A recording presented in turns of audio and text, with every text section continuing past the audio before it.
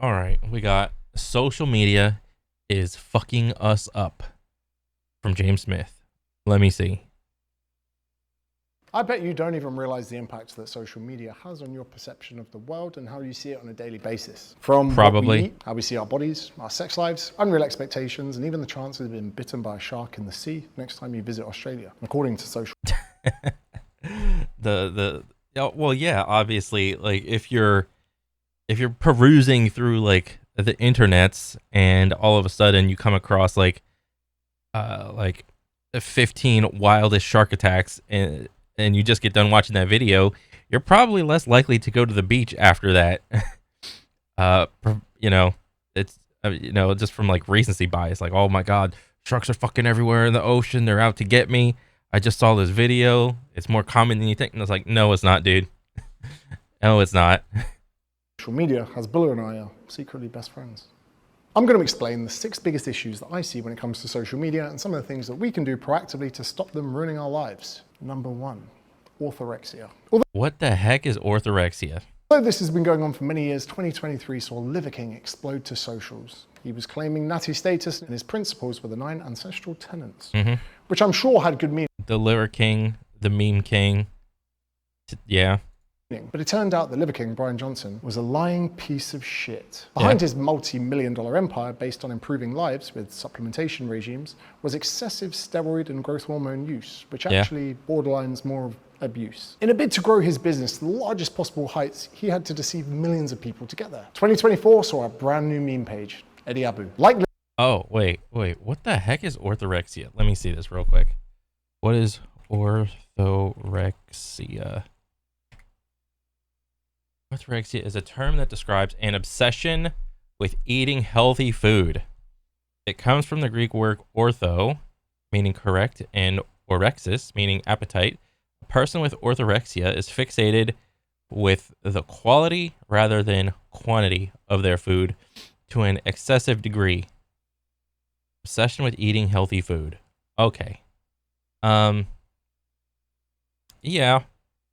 I mean, that Brian Johnson dude, Liver King guy, I mean, he was all about like eating what animal parts and shit like that. I don't really remember if he ate like anything that didn't come from an animal. I know sometimes he did like honey, and I don't know if he ate any carbs. I don't know. I don't remember. But wait, does he mean Brian Johnson? Like, I know Liver King's name is Brian Johnson, but does he also mean Brian Johnson, that dude who is spending a lot of money a year to try to live like slow his speed of aging? I mean, because that dude's like a vegan. But I don't know. Like, I don't think like I'd put myself in that category with the whole orthorexia thing, like obsession with eating healthy foods. Like I eat a little bit of everything. I eat some animals. I eat some fucking vegetables. I eat some carbs, like rice, potato, oatmeal, shit like that. It's not really like, if I see something like a cake or a cookie or like a deep fried whatever thing, and I feel like eating it, I'll just eat it. Yeah, I mean, maybe there is like a group of people that would consider themselves I don't think they would probably consider themselves orthorexic. I don't know. That is like a very niche group of people, it seems. Liver King, people flock to something that must be novel, that must be superior to just exercising more and having a more balanced diet. The more crazy. Well, bro, everybody on the face of the planet that has some sort of interest in, being a little bit healthier will go every which way, like from point A to point B, will go every other way around and take every other side path, like this diet, that diet, this supplement, doing this lights, these lighting therapy, these supplements. What else did I say? They will do surgery. They will do literally everything they can besides the one thing that they know will work: working out. They will literally do anything and everything that is possible that will prevent them from working out. It's hilarious to me. Crazy, the more insane the character is, the more we just cannot resist flocking to that rather than just sensible advice that's back.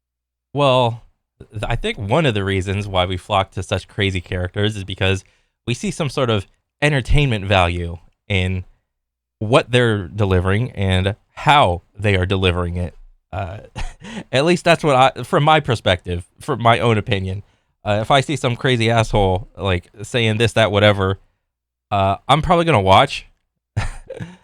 I mean, just to see if there's well, part of it is because I want to see what they have to say, and also why they are saying the things that they are saying. But that's purely just it's entertainment value for me.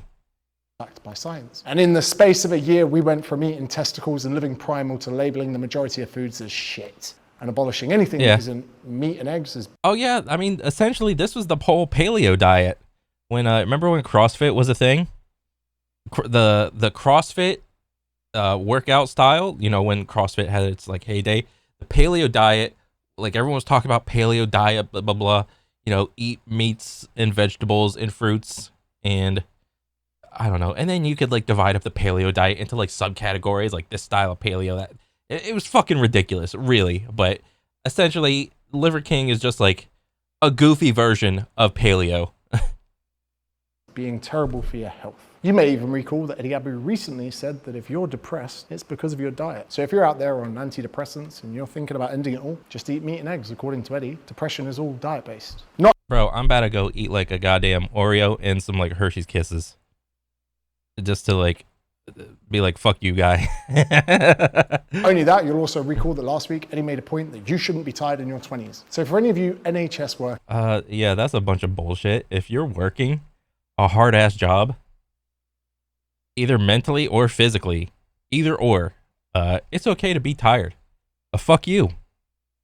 because they're doing night shifts and doing 18-hour days, just eat better, you idiots. Thanks, Eddie.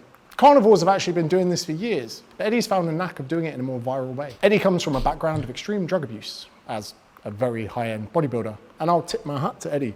And even though he was taking grams of gear a week and probably shortened his life by decades, he was good at that. But someone that bodybuilds to that level and gets in them skimpy underwear to tense on stage to impress another bunch of blokes, they crave some sort of attention.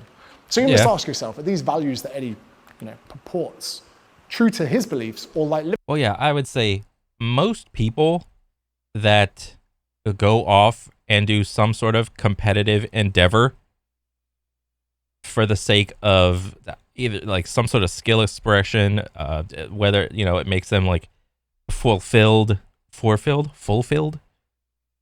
to some degree. Yes, they are attention seeking, but that's, how many degrees of separation are there between give me like a direct attention versus like let me contribute something in a skillful way, either like football, basketball, baseball, some sport, whatever, competitive ping pong, competitive juggling, whatever, competitive darts, competitive bowling, whatever, versus and then give me like some attention because I practiced like 10,000 hours to acquire my mastery of the thing.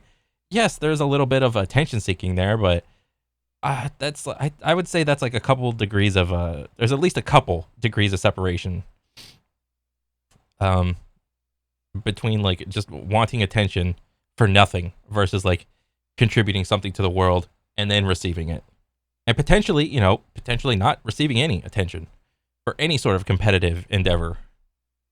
Liver King is this a ploy to grow his financial position to the best position possible? Because it's estimated that Eddie's making over £50,000 a month educating people in subjects that are not backed by science. Bro, what am I doing? What am I doing with my life? I got my regular ass job making like what do I make? I make like to 3 to 4K a month ish. Maybe less. I don't know.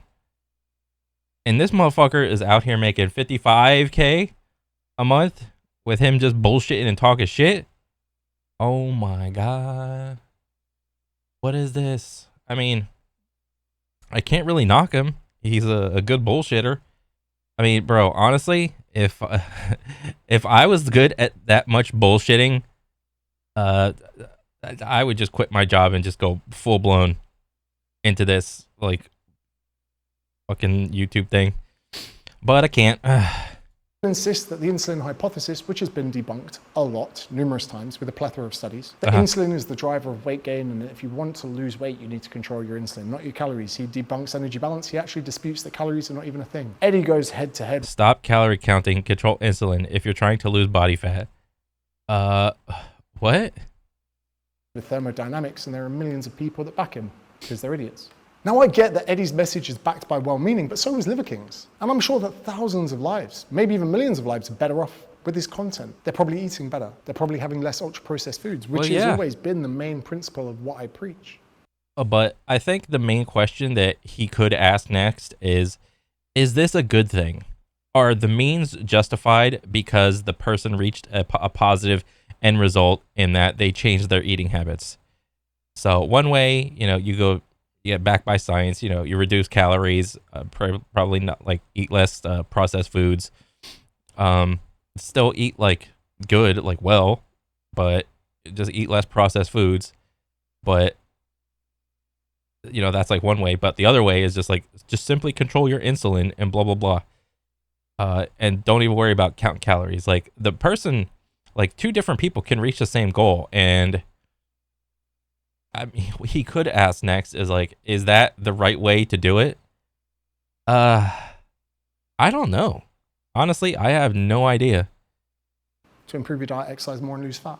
My biggest gripe with Eddie is this. He seems to say that diet is everything. But I'd say there are 3 tiers that we need to prioritize when it comes to improving our health. Cardiovascular fitness, the amount of fat we have, the quality of our diet. Whereas Eddie just focuses on one. Sometimes when working with obese populations, getting them to change their diet is actually the hardest part. Yeah. So getting them to reduce. Oh, yeah. Because people are so emotionally connected to the food that they eat. Very much so. If they're happy, they eat. If they're depressed, they eat. If they're angry, they could eat. You have no idea. Even with like seemingly regular people, even regular people have a lot of emotional connection to the type of food that they eat. Oh, I just had Chinese. I can't eat it again back to back. Oh, I just had a cheesesteak. I just had pizza. I can't eat it. Like, just within the people I know, it's kind of funny, like people's eating habits. Like, oh, I just ate this style of food. I can't eat it again in a row. Like, motherfucker, there's food right there, and you're just like refusing to eat it. I don't know. I don't know. Maybe I'm being too granular and stupid, but bro, like, if I feel like eating a cheeseburger, like I can eat a cheeseburger like for every meal, and I will still want another cheeseburger. Like, I got no problem eating like a cheeseburger and fries like every meal. Like, what? No, I had too many cheese. Like, that's just one level of emotional connection to food. Like, I don't know. Reduce the amount of calories coming in, which can be done with a poor diet, will cause them to lose fat, which actually benefits their health. Also, we can improve their cardiovascular fitness. So there are 2 out of 3 means that we can improve someone's objective health markers without improving their diet. That's not to say I don't want to improve their diet, but we need to be nuanced and see what we can do with that client. Because everyone can eat healthy for 2 weeks and they go back to their old habits. Oh, yeah. Right. Now, I know a lot of you are going to be in Eddie's defense, probably in the comments going, yeah, we know that Eddie can't really read or assess research papers or understand literature, but he's trying to save lives. He's doing this with people's best interests at heart, and I completely agree. Yeah. But if we are to stray away from objective truths in a bid to save lives, where does this end? And then we start to lean into subjective truths. Like, what is the right way to do things? Subjectively or objectively? Because if you support that notion, then that's just a bit like agreeing with what the governments did in the pandemic when they claimed vaccines were a lot more safe than they actually were because it was in a bid to save lives. If you can be dishonest, as long as people's best interests are at heart, where does that stop? You then open a door to a place that we don't want to go. So many of you are up in arms that the government lied to us in one hand whilst trying to protect us with the other. Yet when their favorite influencer goes into supermarkets and just makes stuff up, that's completely fine. Eddie's content actually used to be... Oh, yeah. Like, people... And I think this is because of the pandemic, and also along the lines of why people start to cut the cord in terms of like cable. You know, they stop paying their cable bill and just go into like the whole streaming services. When you cut the cable and you start to rely on alternative forms of media, you know, in that, you know, streaming services, YouTube, XYZ influencer person that you see on Facebook or YouTube or whatever, there's more chances of you developing some sort of like personal relationship. What's that word? Like parasocial, where like the relationship is like one way mostly, where you could develop like a very parasocial relationship with like the person delivering the content to you because they're within like a message of reach, what do you call it, away, versus, you know, like conventional media like TV, where you just watch a screen and they just spit facts at you with whatever news source or soap opera or sporting thing or whatever. And in so growing that relationship, you tend to not see the flaws in the person that you are watching. And I don't know, that could to some degree be harmful to yourself, where you purposely like ignore like your favorite influencer's faults. But I mean, there's no real way to control that, really. Nobody like consumes media and entertainment for like the sole purpose of, I have to find the one ultra influencer that I agree with and is a saint and XYZ whatever. People just don't operate like that. Be super reasonable. He's now a product of the people egging him on, pardon the pun. Here's a video of Eddie back in the day where he's a lot more sensible. Now when you got something like lentils, it's like getting protein out of bread. It's just pointless. His stances on things are a lot less polarizing, and he's a lot actually closer to an evidence-based standpoint on nutrition. But unfortunately, that doesn't bang millions of views. The further you go from the objective truth, the easier it is to get people as part of your cult, and therefore make lots of money from it. Damn. The further you are from the objective truth, the more likely you are to pick up, I don't know, followers, subscribers, so on and so forth. I don't know. Like doing that versus like my job right now, shit, dude, I don't know. Jesus. Look at the Mormons or Scientology. Pretty sure they make more money than Christianity. And their story is... What was that? Wedge per cult member? Look at the Mormons or Scientology. Pretty sure they make more money than... Wedge per cult member. Yeah. Yeah, that group is a very well-known meme. ...than Christianity. And their story is whack. Which brings me on to number 2, body image issues and the algorithm. Everyone nowadays wants to be a fitness influencer because it pays well and you can work remote from a laptop in Bali. But the body image thing. And this goes for men and women too. You could make the argument of it affects one sex more than the other. Whatever. It's an issue for both sides. Okay? the tens of thousands of people doing it, only the most confident, best looking, best physiqued ones will stop you in your tracks. Your eyes may admire the male or female physiques, then boom, you are done. The algorithm then knows that you want to see more of that. The more younger, the more chiseled. Anyone not in that top 1% shape, you'll swipe past. Oh yeah. You know, your feed is curated with the best, the top of the algorithm of these fittest, best looking babes. And every time you go on your phone, you're just flocked and you can't stop looking at them and you try swiping away, but the algorithm knows what you're doing, knows you like the babes. Sharing it into the boys group chat doesn't, what? Imagine if I was to 10,000 business owners and then I said, hey, let's just go mingle with the top 50 of those. You'd then feel that your own entrepreneurial talent was not even worth pursuing. But in any cohort of humans, if you look at the top 1%, you're gonna feel damn depressed from it. You must realize that every time you go on social media, you are skimming the top percentile of winners. It's not reality. It's not reality. And this is so true, because I don't really know, like this even happens in TV that you also did not know happened in TV. By the time a show or a series gets to that TV level of being displayed on public cable, there have probably been like 50 other groups of people trying to vie for that one time slot of a half an hour or an hour or whatever for their show to get into that one spot.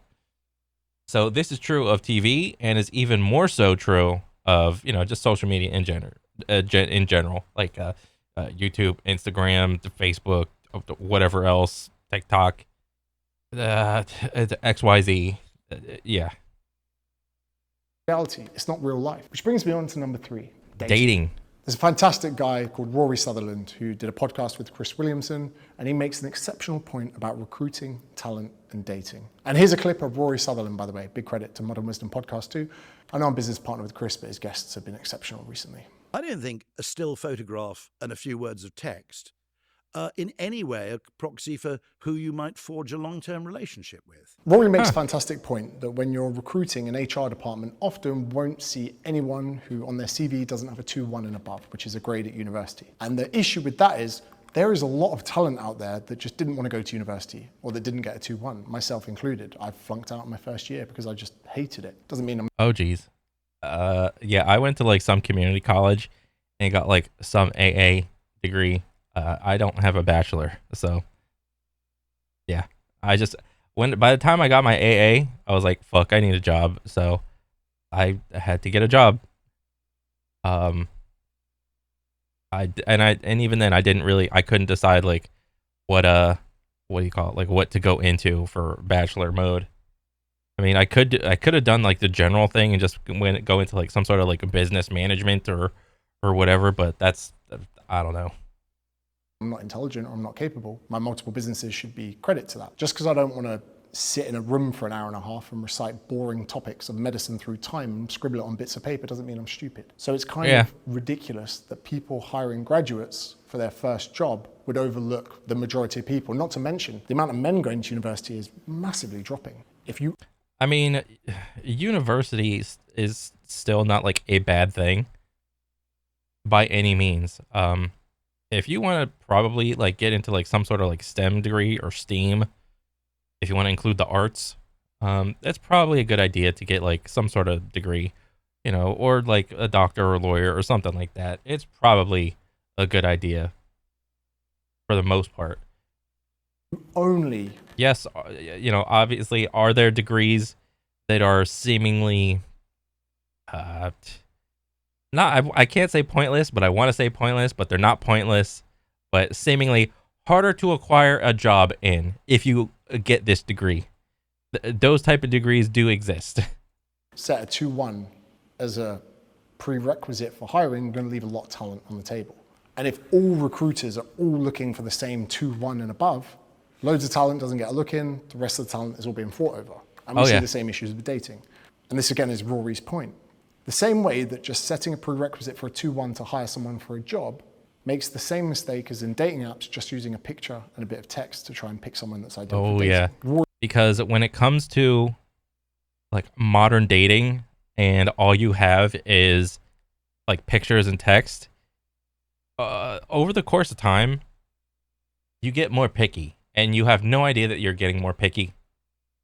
Because when you could just like keep swiping and keep swiping and keep swiping, you're just like, oh, I like this, I like that, I like this. No, I don't like that, I don't like this. You tend to get like just more and more picky. Rory makes a fantastic point that Cameron Diaz and Jennifer Aniston wouldn't be supermodels. They just don't have the look. But because it's the way they move, it's the way they interact, it's the way they sound, it's seeing them on video that makes you realize their beauty. The same goes for different characters, different men, different women all over the world. People that look good in photos and people that look good in video are very different. And from my experience with dating, those that look best on the pictures look like a sack of potatoes in real life, and some that look like a sack of potatoes in the pictures turned out to be beautiful in real life. And if we rely on just social media apps, we are like recruiters, we leave a lot of talent on the table. That's why the dating pool is so messed up. Rather than just meeting someone on a night out, having a few drinks and going, yeah, you're fit, we're suddenly screening people with a means that may not flatter them in the best light. Not to mention at the moment, in somewhere like the UK, it's so expensive to go to university that only people going to university now are people that need to get degrees for jobs. Whereas back in the day, you'd go socialize, move away from home for a few years and get your end away on 3 nights a week. So even people at university aren't socializing in the way they were supposed to because their parents don't want to spend £10,000 a year to send their kid away to uni for them to be getting pissed 3 nights a week. That's what university was back in the day. So not only are we seeing degrading relationships. Yeah, when I went to go get my little like AA degree, everything that was paid for, like the classes and books, was paid for by this, what is it, like the FAFSA or whatever, the Federal Student Aid FAFSA, that thing where it's like, if you're too poor, just apply for this thing and it will probably pay for all of the tuition and books. Yeah, that's what I had to do to get my AA degree or whatever. So with food, rates of orthorexia going up. Not are we only seeing social media making people feel depressed about the fact they don't have a six-pack, we're now seeing people that get depressed. See, people get depressed when they don't have the six-pack. That's like extreme, because when I was a little, I don't know, when I was a little kid and I saw like anime cartoons and like shit like Dragon Ball Z and shit like that, and all the characters are just jacked out of their minds, I didn't get depressed when I was like a little kid. Then again, if I were to grow up as a little kid today and watch like some of these animes where all the characters are like ripped out of their mind, would I get depressed because I see like a character, or I don't know, because I don't know, at least, you know, back in the day there wasn't any such title as influencer. This probably the similar thing for me back in the day would have been walking down the magazine aisle at like a store and seeing like, what was it, like Muscle and Fitness magazines or the Olympia magazine, and seeing like some bodybuilder on the front of there, which I did. I mean, honestly, I didn't even do that much, but that was probably the extent of at least being exposed to like jack dudes. That and video games. Like if I'm seeing jack dudes as a little kid back in the day, it was probably because of like some sort of anime I was watching or some video game I was playing. But anytime I saw the jack dudes, I didn't really get depressed. I was like, shit, dude, I got like hyped up and amped up to like go work out and, you know, try to go look like some of these people. It just, at least for me, it was like a motivation, like type of deal. But I mean, I don't know, maybe since, I mean, because it's not like anime or video games have really stopped doing the whole jack dude and sexy woman type of look. Like that hasn't gone away, but what has more entered the fray is the influencer person in the social media. So I don't know, maybe I could get depressed seeing like real people, seemingly real people, you know, with all the filters and lighting and angles and whatnot, with like the skinny waist, the wide shoulders, the six-pack abs, the big legs. I don't know, maybe I could. And yeah, maybe. That's because they can't find a decent partner or someone to go on a date with, because they're relying wholly on social media apps that are largely flawed to find a partner. It's very important that you're proactive in person. That's crazy to rely on social media to find a partner. That is crazy that is like where we're at. Like it's not even possible to like to talk to someone just in real life, you know, because like you have like your normal town that you live in or whatever, and to think that it's seemingly impossible to just see somebody at at a store or like a gas station or the gym, and the idea of being completely impossible to just say, hi, what's up, do you want to go get something to eat? To think that is like impossible is kind of sad. That you find good talent. Which brings us on to number 4, anabolic steroids. Alan Richardson portrays the character in Reacher, and I like Alan Richardson. I think he's a dreamy bloke. I watched the first 2 episodes, and let me tell you this, I could not stop looking at his muscles and his hairline. You seen Jack Reacher? You've not seen him? You know who it is? What do you do with your life? Crypto, you fucking waste, man. This guy's 40. He's jacked, and he's got Jacked out of his mind. Perfect hairline. So I'm like, look, I know you're getting a bit testy with the old. So how are you keeping that immaculate hairline whilst running tests? How is this fair? He's been an actor for like 10 years, and this guy is top percentile genetics. But the second this guy goes on a few hundred milligrams of test a week, boom! Men's Health want him on the front cover. What does that say? That you can be an elite man, look in a great way. The guy's. Oh damn! Wait, go back. Damn, he's getting dangerously close to the dick root. What does that say? That you can be He's kind of throwing those weights around. an elite man looking Again, the dick root is way lower. Yeah, and there's like obviously a filter. Like you can tell, like the darks and the shading is like way darker. The highlights are like way whiter and brighter. Like yeah, obviously. But yeah, he looks good. in a great way. The guy's like 6'2", very good looking, immaculate. But stick the guy on a bit of test, Men's Health go, now we are ready to have you to depict what fitness is to the people. Let me get the Yeah, that's kind of hilarious. Like, when's the last time Men's Health had like a natty, like 100%, like a natty bro on the cover, and like they do like a little interview with some YouTube shits, like what's in the fridge of this guy, or what does natty bro 675 workout like? Like, when's the last time that shit happened? Like, oh, you're not jacked enough to be on Men's Health. Like, what kind of message are you sending to dudes? Like, get the fuck out of here. cover out. That guy. And this is the thing, it says, fit at any age, more muscle, more energy, and every decade of your life. Jacked reacher finally gets huge. You got young dudes looking at this guy as aspiration. You're in the gym slaying it day in, day out, trying to be the best version of yourself. Bro, like for me, that type of thing, I'm pretty sure like Jack Reacher was probably influential to like some group of men, or maybe not men, maybe to like young kids. You know, I never saw Jack Reacher, or at least that one, or whatever. But like for me, that type of thing, it was 300, like the movie 300 with like King Leonidas and all the Spartans and shit. I probably got that effect. Like I was like, I saw that movie and I don't remember if I got a gym membership the next day, or I just like maybe I had a gym membership and I just worked out like extra hard that day. But damn, dude. So I can't say that I'm immune to such effects of being like influenced like that by any means. But yeah. And you've got a living, breathing encapsulation that if you were to just add testosterone to your life and pin yourself forever, your career could take off. Yeah. Nice one, Men's Health.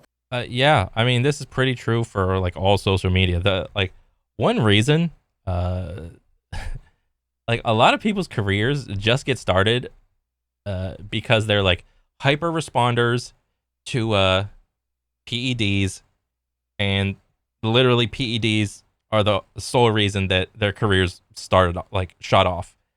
That's literally like it for a lot of people, and that's sad.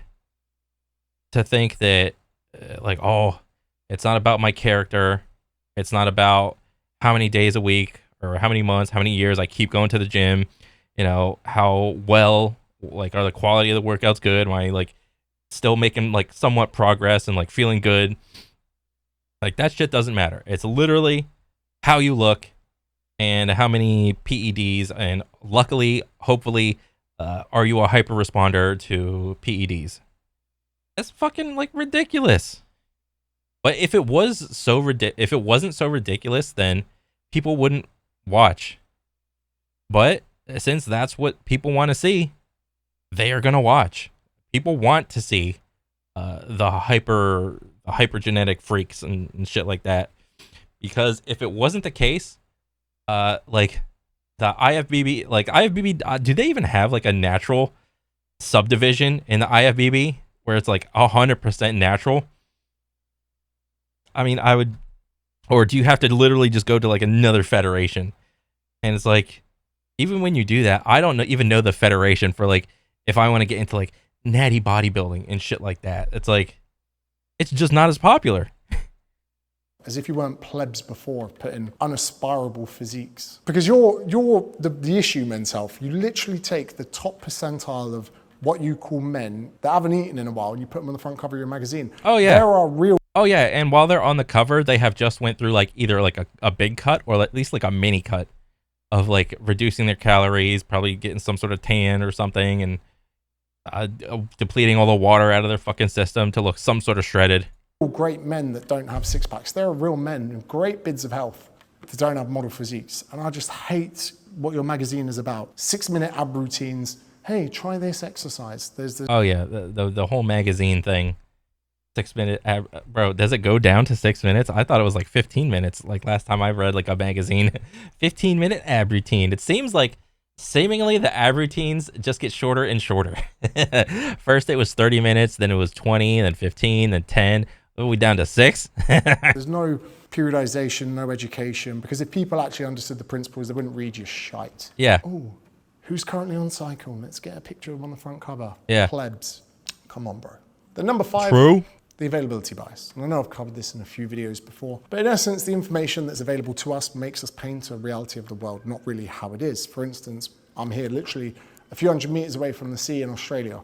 Every time I go out and swim, my mind does the same thing as you, going sharks, but I'm way more likely to drown. Bondi Rescue made a whole TV show about people drowning at the beach, not shark attacks. But every time there's a shark attack, everyone knows about it. Every time there's a drowning, no one cares. You can literally walk down to Bondi Beach and watch people walk into the ocean fully clothed with jeans on and get sucked into a rip, because the problem is, I'm British. I can name 5 different species of shark, but I still can't spot the rip, which is... What?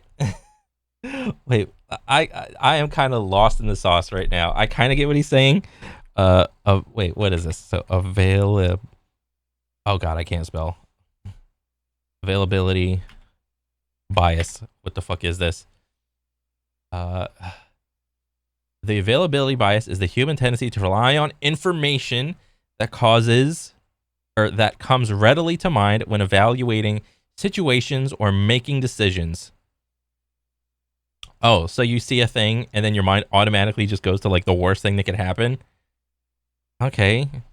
Where the water goes out, because I can look at the waves. And the thing is, say you're going for a little swim, you're like, oh, nice waves, nice waves. Oh, there's a little gap where there's no waves. Rip, swim in, out your depth, dead. It's the same as the lottery.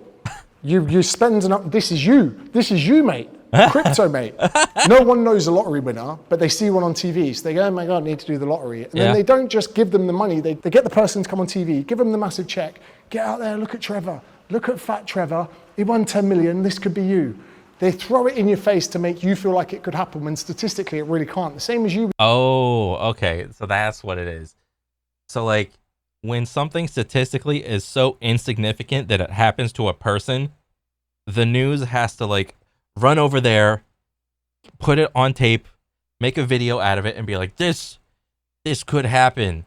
So you're taking something that is so statistically insignificant, blowing it up, making it more relevant, giving it attention, and saying this is the norm. This could be you. Yeah, there is that. I would say more so in fitness, at least. Yeah, 100%, dude. With your crypto lot, you truly believe that yeah, when Bitcoin reaches like a million per Bitcoin, then I'll be out, or whatever it is. What is it, like 30? It's somewhere between like 20 and 50K per Bitcoin or some shit. I think. But yeah, I don't know. I'm not fucking in crypto, dude. I wouldn't know. Every crypto bro is like, I'm the smarter one. I got in early through my own smarts. And it's like the American dream is no longer like it used to be. Like you grow up, you go to school, get a degree, get a job, get a wife, have some kids, buy a house, a car, so on and so forth, and then boom, you're chilling. You're on stride mode. You get retired and then whatever. That used to be like the old ass American dream, but it seems like the modern dream for people that live in like first world countries seemingly is they want to get rich and not have to do anything. People just want to get rich and being like, they want to get rich doing nothing, essentially. Crypto is your way out, because you only subscribe to the people that have done well with crypto, because the tens of thousands and millions of people that lost huge amounts of money in crypto remain silent, which paints a reality of the world that isn't true. But every time you feel depressed about your stance on crypto, there you go and delve into looking for more information to back up your exist so you can feel like crypto is a smart investment. That check they use on TV doesn't even work. They go to the bank and the bank's slumps. Bro, that guy off the camera, he's like, God damn it. Piss off. And the only thing worse than social media of how it's messing up how we see the world and everything within it is the current state of misinformation on podcasts. If you want to Oh boy. understand the downfall Oh boy, the misinformation chunk. Here we go. of modern podcasts, then you'll have to watch the video I made about it right here. Oh You've yeah. already seen that video? Yeah, I saw that video, dude. That was a good ass video. Thanks for watching. Yeah, this was another good ass video too. Yeah, social media, I don't really see it going anywhere because, you know, most of the time social media, the algorithm is based on what will get you to interact with the video and click on either the up button or the down button, the up thumb or the down thumb. If you see some shit that you like, you up thumb. If you don't see anything you like, or you see something you dislike, you down thumb it. Yeah, that's literally the algorithm.